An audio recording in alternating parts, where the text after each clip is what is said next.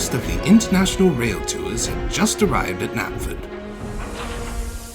The large green engine pulling the train had come all the way from Australia. Later, Percy arrived with some coal trucks when he noticed the newcomer. "Hello," he whistled cheerfully. "I'm Percy." "G'day," said the engine warmly. "I'm New South Wales Government Railways engine number 3806, but me mates call me Bruce." "You're from one of the international rail tours, aren't you?" asked Percy. "That's right," said Bruce. "I'll tell you what, it's nice to finally stretch me wheels with a good run after being stowed away on that ship." As Bruce told Percy all about his trip, he began to reverse. He was so busy talking that he didn't see the buffers at the end of the siding. "Look out for those buffers!" called Percy, but it was too late. Bruce bumped into the buffers with a loud thump. He didn't come off the rails or damage his buffers, but he was surprised. He shouted. "That scared the out of me." Percy was shocked. "What did you just say?" he asked. He had never heard those words before. "Ah, sorry, mate," said Bruce. "I probably shouldn't talk like that." "Talk like what?" Bruce stopped and thought for a moment. He decided to have a little fun with the small engine. "What I meant was, I shouldn't talk like that without explaining what sentence enhancers are first." "Sentence enhancers?" asked Percy.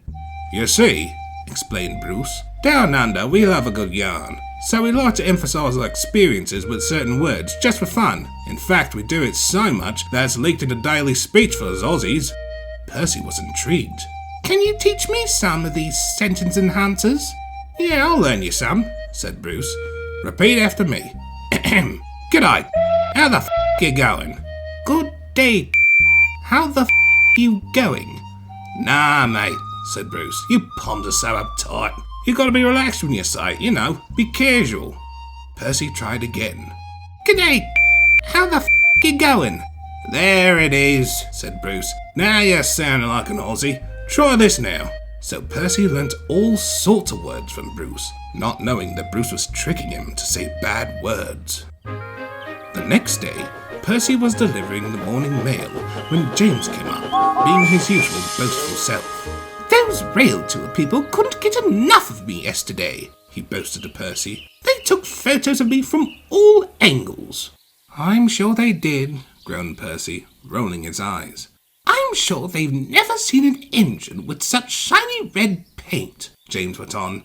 "Stop going on about your paintwork," huffed Percy, using some sentence enhancers. "You sound like a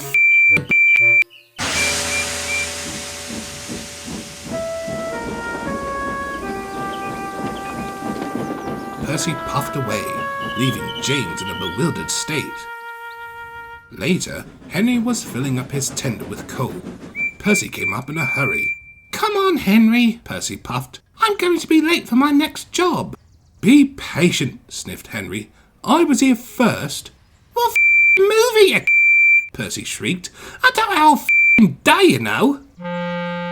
Henry, rather disturbed by Percy's language, reluctantly moved from under the coal hopper. Percy then happily filled his bunker. While Percy was having a rest in the sheds, Gordon arrived at Knapford with the express. The big engine looked over to Percy. "Take my coaches, please, little Percy," Gordon huffed grandly. "Do it yourself," Percy scoffed. "I'm tired." "Tender engines don't shunt. Shunting is for silly little tank engines like you." "F*** off with that," Percy huffed crossly. "You've got f***ing wheels, don't you? So f*** off you." Gordon limped away, surprised at Percy.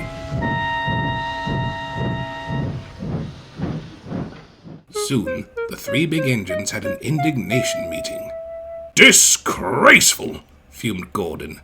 "Disgusting!" put in James. "Despicable!" finished Henry.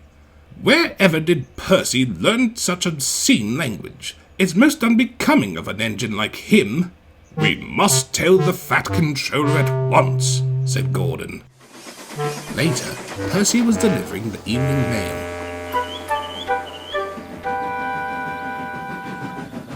he saw Bruce in the siding. "G'day, Percy," said Bruce. "How the you going?" "Pretty good, mate," said Percy. "I like using sentence enhancers." "Percy, the small engine!" The Fat Controller appeared with the Railtour manager. He was red in the face and very cross. Percy was surprised. "Henry, Gordon and James have told me that you've been using inappropriate language all day," the Fat Controller scolded. "Now, I know where you've heard it from." "But, sir," pleaded Percy, "they're sentence enhancers. Bruce told me they use them all the time in Australia." Actually we don't," Bruce murmured. "I only told you that for a laugh. They're not sentence enhancers. They're bad words. And engines on my railway do not use foul language," the Fat Controller added. "I'm ashamed of you, Bruce," said the Railtour manager. "I expected better from you." "Yes, sirs," said the two engines. "Sorry, sirs." "That's settled then," said the Fat Controller, "and I expect this not to happen again." As the two men left the platform, the two green engines looked at each other. "I'm sorry for playing a trick on you, mate," said Bruce. "I didn't think it would get you into trouble. Truth is, I really do have a potty mouth. I'll try my best not to curse anymore." "Me too," said Percy. "I'll never use bad words ever again." "Good on you, mate," said Bruce.